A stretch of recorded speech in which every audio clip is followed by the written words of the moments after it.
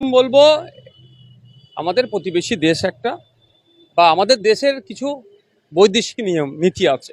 সেই নীতির বাইরে গিয়ে তো আমরা বলতে পারি না কথা। যেমন নীতিতে আছে আগ্রাসন মনোভাব, যেটা হয় আমরা যারা বন্ধুত্বপূর্ণ দেশ যা বা প্রতিবেশী দেশের সাথে আমরা এটা আচরণ করব না। তাদের ইন্টারনাল পলিটিক্স বিষয়ে আমরা বেশি মাথা মারবো না। তবে অবশ্যই যেখানে গণতন্ত্র বিপন্ন হবে, যেখানে মানবাধিকার লঙ্ঘন হবে, সে বিষয়ে তো মতামত রাখি এবং তাদেরকে সলিডারিটি জানাবার জন্য আমরা প্রস্তুত আছি। কি আসা যায় তাহলে দেখতে পাবেন কোটা সংস্কার নিয়ে একটা আন্দোলন সংগঠিত হয়েছিল। সেই আন্দোলনকে বাংলাদেশ হাসিনা সরকার এবং তার পেটুয়া কিছু বাহিনী দিয়ে যেভাবে রোধ করার জন্য নির্বিচারে নিরস্ত্র ছাত্র যুবদের উপরে যেভাবে হামলা চালিয়েছে, সেটা ধিক্কারযোগ্য, নিন্দাযোগ্য। সেই ফলটা কিন্তু আজকে ভুগতে হচ্ছে। তার ফলে কি হয়েছে, মানুষের মনে একটা ক্ষোভ হয়ে একটা গৃহযুদ্ধ দিকে বাংলাদেশে এগিয়ে যাচ্ছে।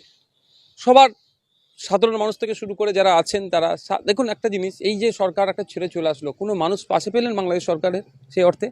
মানে কিভাবে ওই যে যেভাবে নিরস্ত্র ছেলেদের উপরে আক্রমণ করেছে তার ক্ষোভের বহিঃপ্রকাশ, বা উল্টে সাধারণ মানুষ আজকে বিজয় উৎসব পালন করছে।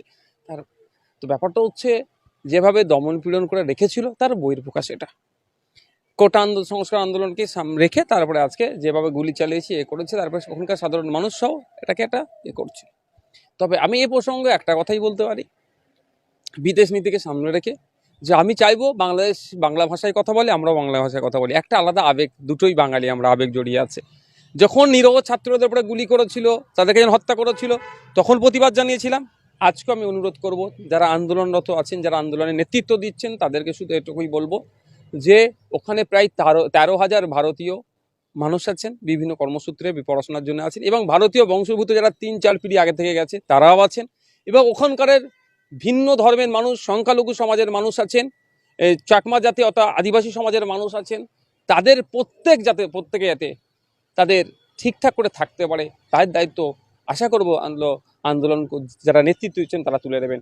ভালো লেগেছে গতকালকে কয়েকটা ঘটনাতে দুঃখ পেয়েছিলাম, তারপরে কয়েকটা ঘটনা আবার আমাদেরকে আশার আলো দেখাচ্ছে যে ভিন্ন ধর্মের মানুষ এবং ধর্মস্থানকে রক্ষা করার দায়িত্ব যারা আন্দোলন করছেন তাদের অনেকের মধ্যে ভাগ করে নিচ্ছেন এবং সেই ধর্মের মানুষকে ইনক্লুড করে। এটাই তো দেওয়া দরকার। আমরা চাইবো বাংলাদেশ দ্রুত শান্তি ফিরে আসুক। প্রতিবেশী রাষ্ট্রে যদি এই অশান্তির আগুনে জলে অগ্নিগর্ভ অবস্থায় থাকে, আমাদের দেশও তার ইফেক্ট করবে, আমাদের বাংলাতেও ইফেক্ট করবে। আমরা চাই না কোনোভাবে বাংলাদেশ দীর্ঘদিন ধরে এই ধরনের অশান্তির আগুন জ্বলুক। বাংলাদেশের দ্রুত শান্তি ফিরুক, এই কামনা একজন বাঙালি হিসাবে। যারা এই ধরনের উস্কানিমূলক কথা বলছে, আমাদের রাজ্য সরকার, আমাদের কেন্দ্র সরকার উচিত হবে তাদের বিরুদ্ধে ব্যবস্থা গ্রহণ করা। এরা এত উস্কানিমূলক কথা বলবে, অনেকে, সবাই না যারা বলছে, কারণ তারা তো সংখ্যাগুরু। বাংলাদেশের সংখ্যালঘুরা কি অবস্থায় আছে আমার থেকে ভালো তারা বলতে পারবে না, আপনার থেকে ভালো বলতে পারবে না, কারণ আপনি সংখ্যালঘু, আমিও সংখ্যালঘু। তো বাংলাদেশের সংখ্যালঘুদের দুর্দশার কথা আমি বলতে পারবো ভালো। ব্যাপারটা হচ্ছে এরা তো শুধু এটাকে নিয়ে যে যার মধ্যে পলিটিক্স, মানে কারো সর্বনাশ, কারো পৌষ মাস, জানেন তো এদের কাছে পৌষ মাস, ওদের যাদের উপরে আক্রমণ হচ্ছে তাদের কাছে সর্বনাশ। তারপরেও বলবো ছাত্র যুবরা বাংলাদেশে যতটুকু সোর্সের মাধ্যমে খবর পাচ্ছি, যেভাবে যার ধর্ম বর্ণ নির্বিশেষে কোটা আন্দোলনের জন্য ঝাঁপিয়ে পড়েছিল, এই হাসিনা সরকার দেশ ত্যাগ করার পরে যে অভূতপূর্ব মানে অদ্ভুত পরিস্থিতি তৈরি হয়েছে, সেটাকে কন্ট্রোল করার জন্য তারা যথেষ্ট চেষ্টা করছে। এবার একটা কথা, অবশ্যই এটা অস্বীকার কোনো করার জায়গা নয়, 10 জন থাকলে একজন খারাপ থাকবেই। তারা এই সুযোগে ধান্দায় থাকে। আপনারা দেখেন না, অনেক সময় যখন অ্যাক্সিডেন্ট হয়, আপনি আমি হয়তো ঝাঁপিয়ে পড়ে তাকে, যারা আক্রান্ত হচ্ছে তাকে উদ্ধার করে ট্রিটমেন্টের ব্যবস্থা করি, ওর মধ্যেও কিছু মানুষ ঢুকে থাকে, 2-1 থাকে, তারা কি করে, যারা অ্যাক্সিডেন্ট হয়েছে তার কারণে বালি যদি থাকে, মহিলা থাকলে পার্স মোবাইল কীভাবে হাতিয়ে নেবো তার ধান্দায় থাকে। যে ওই ধরনের যারা সমাজ বিরোধী, তারা যারা দুর্বৃত্ত, তারা অপকর্মগুলো করছে, তাদের বিরুদ্ধে শুধু সারা পৃথিবীর জুড়ে তাদের বিরুদ্ধে মানুষ নিন্দা করবে। কিন্তু এইটা দিয়ে ধর্মীয় আবেগকে কাজে লাগিয়ে যদি কেউ এই ধরনের কথা বলে, তাদেরকে ধিক্কার চালানো ছাড়া কোনো আমার ভাষা নাই। একটা বিষয় একাধিক দিক থাকে। আমি তো ফিল্ডে না ওখানে, আমি তো বলতে পারবো না। ওই ব্যক্তিটা আওয়ামী লীগের একজন সক্রিয় দায়িত্বশীল ছিলেন, উনি যখন ক্ষমতায় ছিলেন লোকের উপরে হিংসা করেছিলেন, প্রতিহিংসা দিচ্ছে, এটা বলতে পারবো না। তবে একটা কথা বলি, ব্যক্তি আক্রমণ আর একটা ধর্মস্থান আক্রমণে কিন্তু তফাৎ।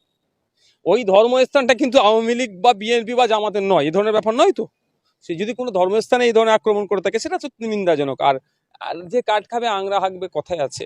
কিন্তু তারপরেও আমি এতটুকু বলবো, মানবতার খাতিরে, সৌজন্যতার খাতিরে ভ্রাতৃত্ব রাখা দরকার। কেউ যদি অদম হয় আপনাকে তো উত্তম হতে হবে, আপনি কি উত্তম হবেন না? তাই আমার অনুরোধ এটাই, বাংলাদেশের ছাত্র সমাজ একটা দৃষ্টান্ত স্থাপন করেছে, কিন্তু এই দৃষ্টান্তটাকে স্থাপন যেটা করেছে কোনোভাবেই না এই ইতিহাস যেটা লেখা হবে কলঙ্কিত ইতিহাস না হয়ে যায়।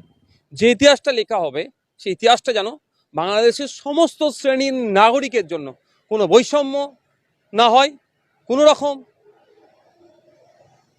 আপনার তাদের যে অধিকার থেকে বিচ্ছিন্ন না হয়, তাদের উপর কোনো রকমভাবে না আক্রমণ হয়, সেটা দেখার দায়িত্ব কিন্তু যাদের দ্বারা ইতিহাস রচিত হয়েছে তাদের, অর্থাৎ সেই ছাত্র যুবদের। আমি আশা করব বাংলাদেশের ছাত্র যুবদের কাছে, সুশীল নাগরিকের কাছে, যে তারা প্রত্যেকটা বাংলাদেশি ভাইকে, তাদের যারা দেশে বসবাস করছেন তাদেরকে যেমন নিরাপত্তা দেবেন, ঠিক একইভাবে প্রায় 13,000 মতো আমাদের ভারতীয়রা এখনো বিভিন্ন কর্মক্ষেত্রে বা বিভিন্নভাবে দেশে আছে, তাদেরকেও নিরাপত্তা দেবে। সাথে সাথে যে সমস্ত ভারতীয় বংশোদ্ভূতরা 4 পিঁড়ি 5 পিঁড়ি আগে দিয়েছেন তাদেরকেও নিরাপত্তা দেবেন, এবং ভারত বাংলাদেশের যে বন্ধুত্বপূর্ণ সম্পর্ক ছিল আগামী দিনে যাতে এই বন্ধুত্ব অটুট থাকে তার ব্যবস্থা আমাদের দু দেশ দায়িত্ব নিয়ে করবেন। সম্ভবত আমাদের দেশের সর্বদলীয় বৈঠক ডেকেছে। সর্বদলীয় বৈঠকে ন্যাশনাল লেভেলে যারা পার্টি যেগুলো আছে আমাদের দেশে তারা অংশগ্রহণ করবে। তারা অংশগ্রহণ করে নিশ্চিতভাবে কোনো একটা ডিসিশন নেবে। তবে যুক্তরাষ্ট্র বা লন্ডন বা আপনি যেটা বলছেন ইংল্যান্ড নিতে চাইছে কি চাইছে না, আমি এখনো আমার কাছে এই ধরনের কোনো সোর্সের খবর নাই, হতে পারে। কিন্তু এই লাস্ট কদিনে যে হিংসা সংগঠিত হয়েছে হাসিনা সরকারের দ্বারাই সত্যি ক্ষমার অযোগ্য। যেভাবে নিরস্ত্র নিরহ ছেলেগুলোকে গুলি করে হত্যা করেছে, এবং যে গুলিতে নাবালক সাবালকের কোনো পার্থক্য নেই, নাবালকও মারা গিয়েছে, এটা মেনে নেওয়া যায়।